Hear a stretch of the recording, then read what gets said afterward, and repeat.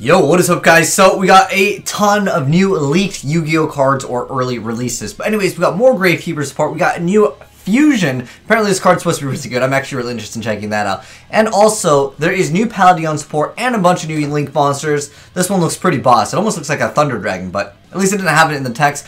But anyways, let's go ahead and check out all of these new Yu-Gi-Oh cards. So the first card that we're going to be checking out is going to be the Throne of the Necro Valley, which is a normal spell card that says you can only activate a card with this card's name once per turn. That effect being to add one Gravekeeper monster from your deck to your hand. And then the second effect says, immediately after this effect resolves, normal summon one Gravekeeper monster from your hand. Yo, that is actually a pretty good effect.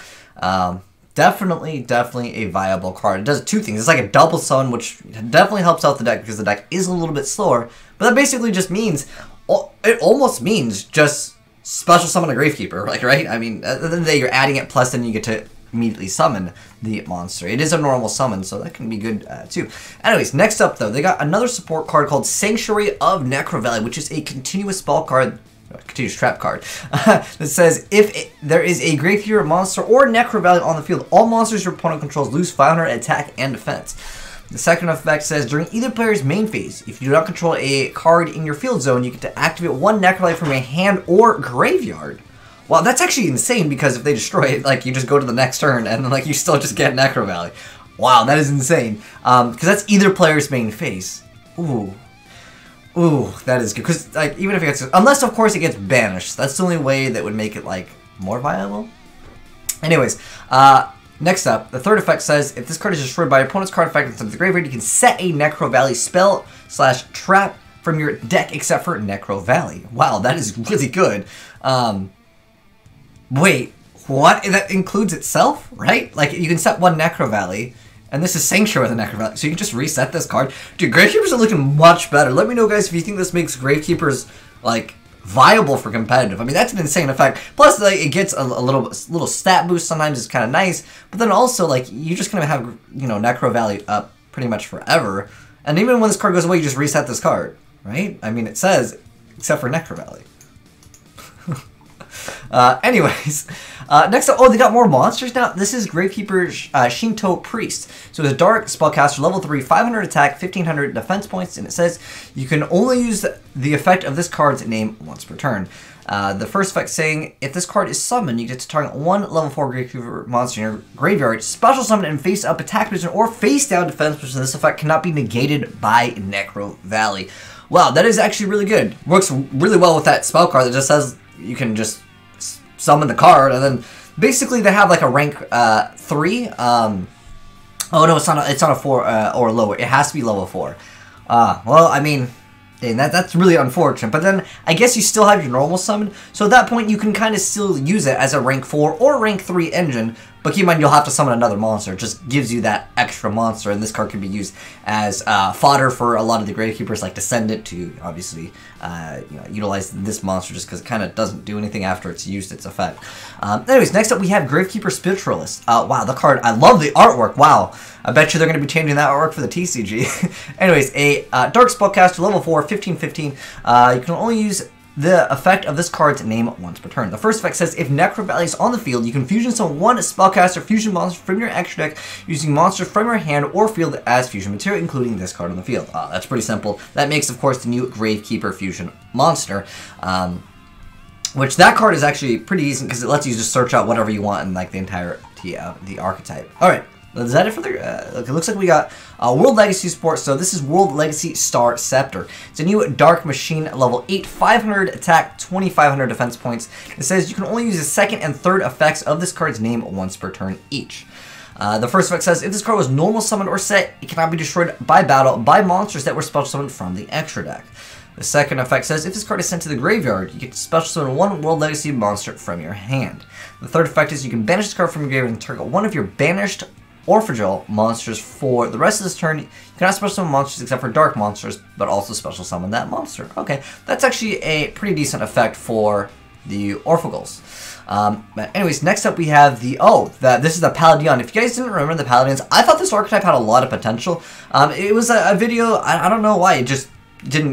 Maybe I uploaded it late at night, but anyways, it didn't really attract that much attention. It's not a bad deck at all. If you guys haven't seen what this archetype can do, they have a lot of potential for like easy, quick OTKs. But at the end of the day, I don't think it's a really consistent deck. When there's just one disruption can completely ruin this deck. But Rescue Cat actually makes the deck pretty good.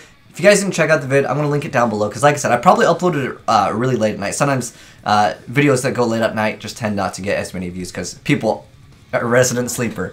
But anyways, yeah. Paladion's kind of a cool archetype, but it was popular for, I think, one day, and then everyone stopped playing it. But the artwork is still pretty cool for some of these cards.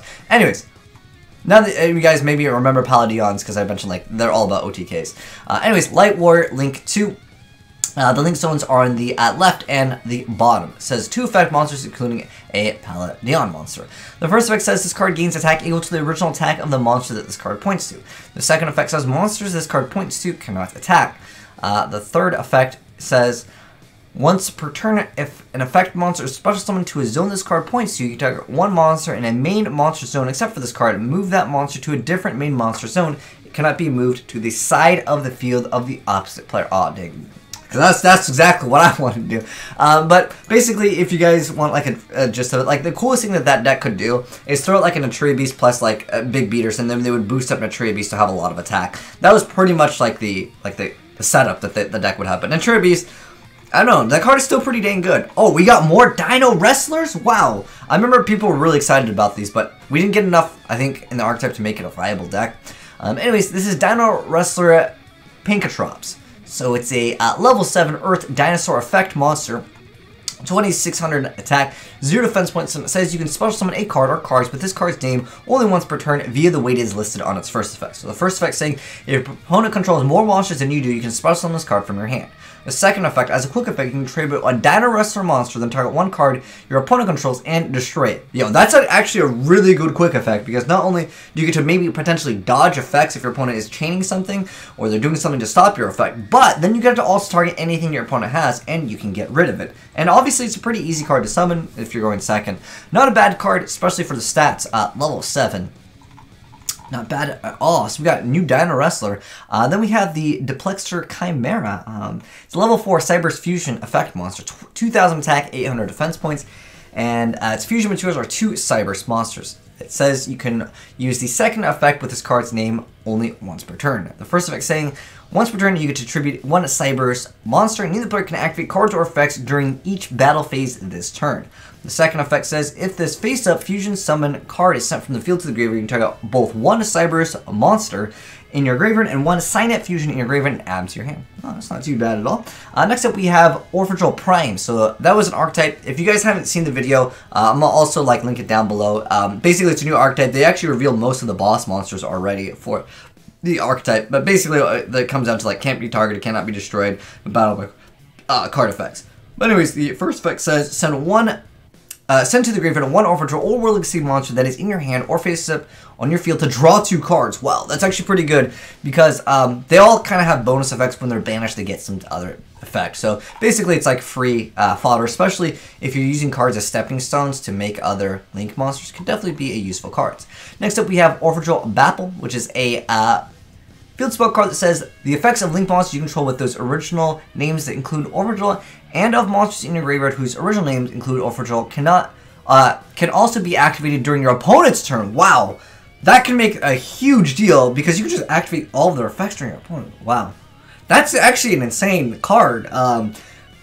Just in general, could you imagine if you can activate things like Light Sworn effects during your opponent's turn? Just Judgment Dragon blow the field. I don't know, that's an insane effect. Anyways, the second effect says if this card is in your graveyard, except for the turn that it was sent there, you can send 1 card from your hand to the graveyard to add this card to your hand. So you can always have that. Wow, okay, that's pretty dirty. It is except the turn, so that is kind of unfortunate, but still definitely a viable card. Anyways, next up we have Ainsatsu, so this is Orphegel Ainsatsu. Okay, anyways, continuous spell card that says you can use the first effect with this card's name only once per turn. The first effect saying if your opponent normal or special summons a monster, so you can choose from your hand or deck 1 Orphegel or World Legacy monster. If you send it to the graveyard or banish it, which obviously will proc their effects. Pretty good stuff indeed. Next up, we have Ryuzetsuren. So it's a new Earth Worm. 3000 attack, link 4. There's link stones are left, right, bottom left, and bottom right. Requires 2 or more non-token monsters. You can only use this effect of this card's name once per turn. If this card is link summon, you can apply the following effects according to the number of monsters of each type in the graveyards. So, Dragon, you get to inflict 100 damage to your opponent for each of them. Dinosaur, this card gains 200 attack for each of them. Cease to prevent all monsters your opponent controls these 300 attack for each of them. Worm, gain 400 life points for each of them. I mean, yeah, maybe they have those 40 cards in there. Realistically, I don't think that the card doesn't seem too insane, but in the right circumstances, maybe it would be viable, right? But for the most part, not going to be. I mean, it can counter some things. I don't know. It's interesting. We got a new feather. Oh, the Devi rituals. Wow. Okay, so if you guys don't know what these guys are, they're all about 4 rituals, and basically it's like free fodder to kind of get them out. And they're all kind of chaos at the end of the day. Anyways, level 3 psychic 0/0. It says you can only use the first effect among the first and second effects of this card's name per turn. So the first effect says you get to reveal 1 ritual monster in your hand, to special summon this card in your hand. And then add a Devi ritual monster from your deck except for itself. If this card is special summoned from the deck, you get to target 1 ritual monster in your graveyard and add that monster in your hand. Third effect is you can't special summon monsters from your extra deck. Decent little card. It gives kind of rituals a second rebuttal to their plays, but I feel like majority of ritual decks, like, they gotta explode and either OTK or set up to where you're stunning them super hard to be like a viable way to play them. Rituals just have been less popular, I would say, throughout this format. Anyways, next up we have Implication Bookstone or Devi Ritual Bookstone. Anyways, level 5 says you can only use the first among the first and second effects of this card's name per turn. First effect says reveal a ritual spell card, special summon, and 1 Implication monster from your deck except, and you get to add, wait, is it supposed to say add? Special summon this card from your hand and 1 Implication monster from your deck. Oh, it's probably Devi Ritual, okay, except for itself. Okay, that's actually pretty cool.